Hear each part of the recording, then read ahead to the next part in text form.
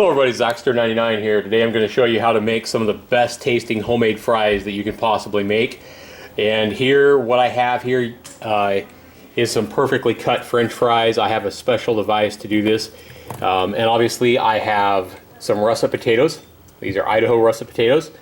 And to cut these up, you could obviously use a sharp knife and you could just, cut them hand bite and try to cut them about the same thickness. You want to get them about the same thickness if you do cut them with a knife. But what I have today is an old French fry slicer that I bought on Amazon. These are like the restaurant style slicers. Typically they'll like bolt these down on like a wall, and that way they can pull this lever down. It's easier to pull down, and they'll put the potato in here and it slices, comes out the slicer blade right here. Now I've had this device for 2 or 3 years now and it works great. Do not, if you buy one of these, I think they're around 60-70 bucks for a good one on Amazon, but don't make the mistake I did the first time and try to buy like a plastic one. It looked white and it was just a piece of junk. I mean, it was gonna break just slicing one potato, so I sent it back. Got this all metal one here. I believe it's a Weston brand or something like that, and it's been pretty good. It's a little bit hard to push the potatoes through, but like I say, if you was to take this and bolt it down in your garage or something like that and bolt it on the wall, it'd be a lot easier than trying to put it on the cabinet like I'm doing here. But this is basically how it works, and we're going to slice these potatoes up and get them in this bowl right now. And kind of what I have to do with this, because I don't have it bolted down and I can't just put even pressure on it to push it through, is I kind of just smack it until the potato starts getting cut. And once it gets all the way about halfway through, they come through pretty easy. But like I say, it's harder to do because it's not secured. It has suction cups on the bottom here, but they don't work real well. We're going to go ahead and put another couple of potatoes in here.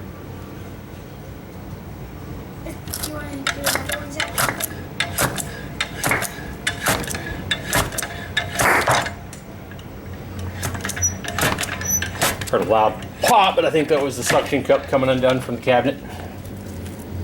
Definitely wasn't this metal frame from a potato, that's for sure.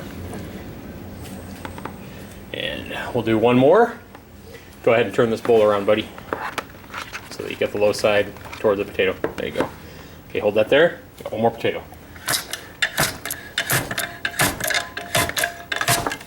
But yeah, if you was to take one of these and bolt it down on your wall so that you're pulling down on it, it would be a lot easier. You wouldn't have to smack it like this. But anyway, this thing does make some nice, perfectly cut potatoes here. French fries. What you want to do, I'm waiting for my fryer to get warm. What you want to do though is you want to get your peanut oil. If you don't have a deep fryer, it's not a problem. You can use vegetable oil or you can use peanut oil preferably in a skillet. And you'd only need to put it about an inch, maybe an inch and a half deep, depending on how many fries you want to cook at a time. But what you want to do is the first time you heat it up, you only want to heat that oil up in a deep fryer to about 275, 280, somewhere in there, but less than 300 degrees. Same thing on your stovetop. Now the first thing you want to do when you first slice these potatoes up, before they start getting brown, you don't want to let them sit there very long at all. You want them get them covered in cold water from the sink. So we're going to go ahead and you want to cover them up over the top of them.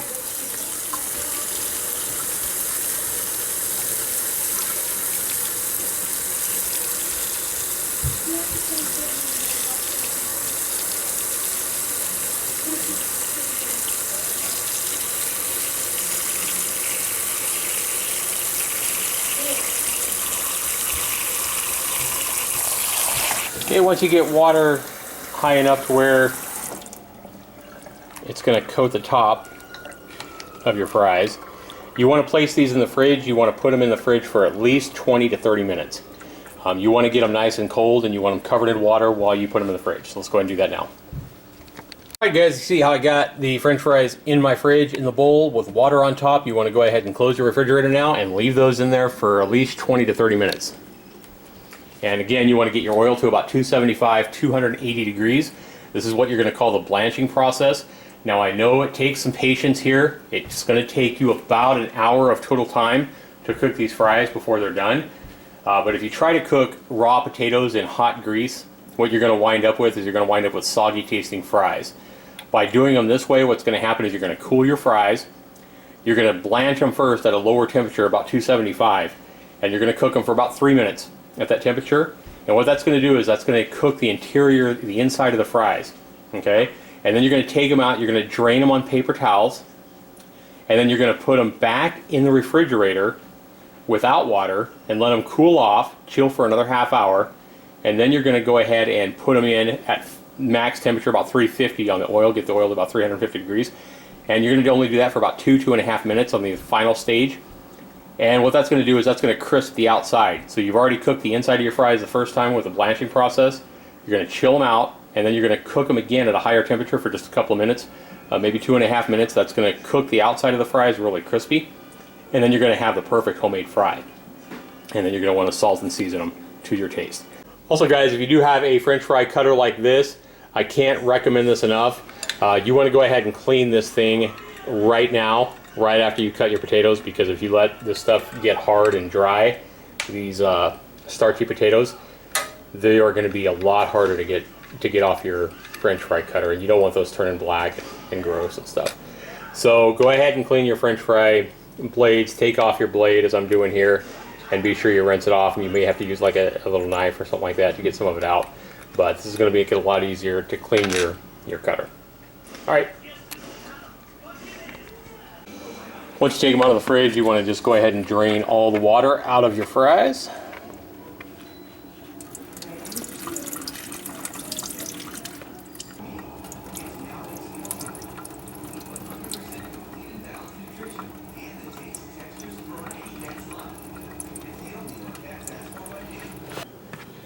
Alright, once your fryer and your oil is hot and you've drained your potatoes, you can go ahead and put them in by hand, whether you're using a deep fryer or whether you're using a skillet with oil inside of it. Again, your French fries are going to taste better with peanut oil, but vegetable oil will work.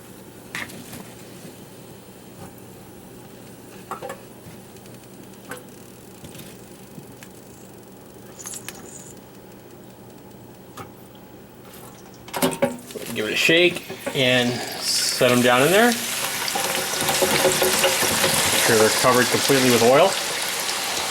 And we're going to cook them here about 3 minutes on a temperature of about 275. My temperatures are figured on my fryer, but that is about where it's at.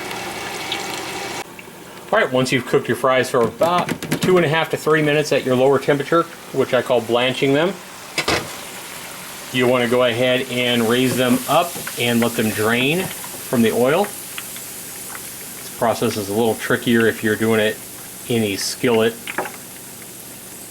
but you can still use some kind of a hand tool or drainer to let them drain. Now again, we're not looking, the fries are not anywhere close to done. All we're doing here is cooking, just cooking the inside of them at a lower temperature, and then we're going to drain them on paper towels so that most of that grease goes off.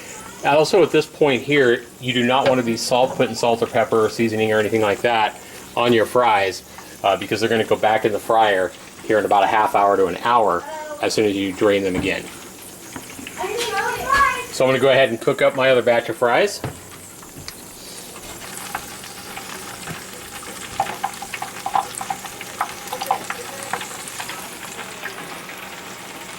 Alright, once you've got all your fries in your second time, this is going to make a good batch of fries with both of these batches of fries that I'm cooking up in the fryer here. Again, I'm blanching this. This is the first time for these fries. So we're going to go ahead and blanch these to lower temperature and do the same thing we've done with our first set. We're going to let them drain, and then we're going to chill them out again for at least a half hour in the fridge. In the meantime, we're going to go ahead and turn our fryer up and let it get hot at the max temperature on this fryer of about 350 degrees.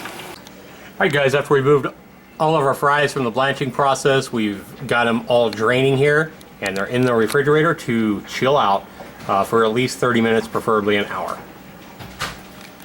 Alright guys, it's been about an hour now for us, and we've got our green temperature light on. It's ready to go in the fryer.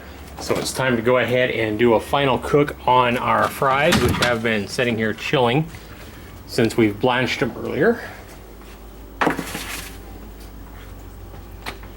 And we are going to go ahead and Want to make sure they're cool to the touch. And they are.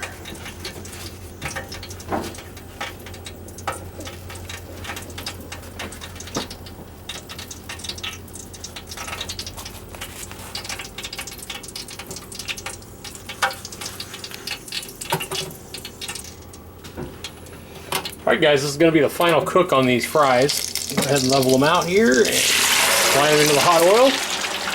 Again, this is at max temperature on our deep fryer, 375. We got our bottom layer of blanched fries ready to pop in as well.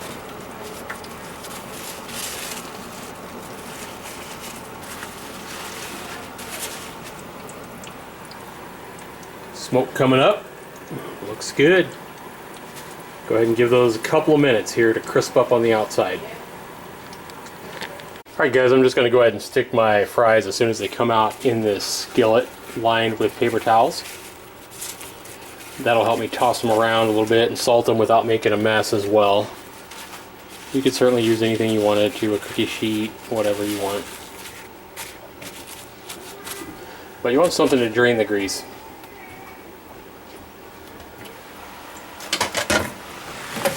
Give them a quick shake here.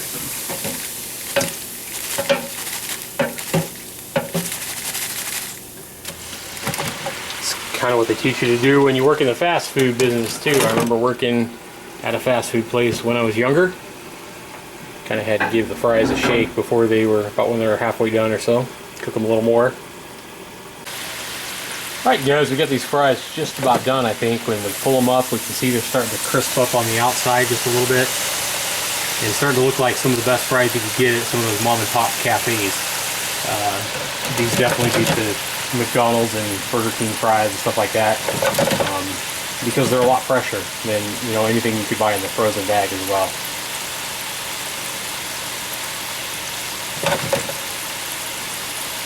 Alright, we're going to call that good on this batch. We're going to go ahead and let them drain just a minute there in the oil.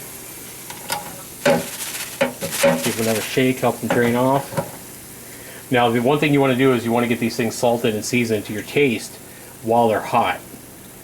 Even if you let the fries cool down for a couple of minutes. It's not going to work out quite as well. So before I put these new fries, or the second batch of fries in here, I am going to go ahead and get some salt on here.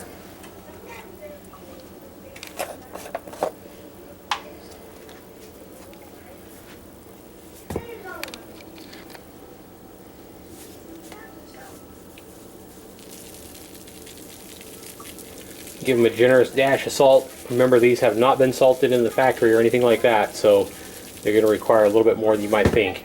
Of course, the one thing you don't want to do is oversalt them.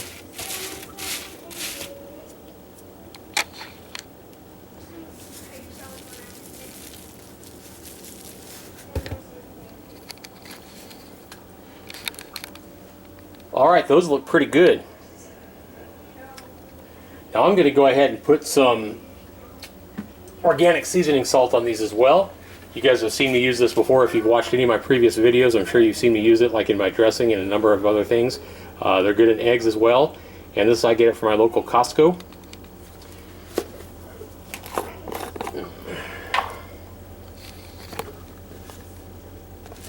So we're going to go ahead and slap a little bit of this on here. And then what I want to do is I just want to give these fries a quick toss. Make sure all that salt and seasoning is a little bit hot, but it's fine. Make sure all that salt and seasoning is properly distributed, evenly distributed. Go ahead and cook my second batch of fries here. Now when you go fill in these blanched fries, they do feel a little bit rubbery. They definitely don't feel like they're done. They feel, like I said, they feel kind of not done and rubbery, kind of starchy. They stick like starch too. Do your paper towel.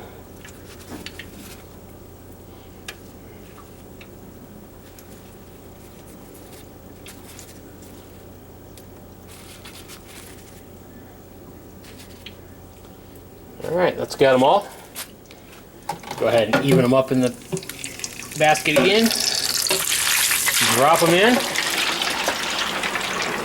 And let them fry. And what you're going to wind up with is fries that look like this and that taste even better. I don't know if you can see on my camera how good those look, but I guarantee you they taste really, really good. We'll go ahead and let our son try a sample here. Go ahead and grab one there, Christian, and tell if it's any good. Homemade French fries. Perfect. Does it taste good? Are those better than McDonald's or? Yes. You want to try one, Zachary? Sure. You try one. Hot. Hot. Oh well.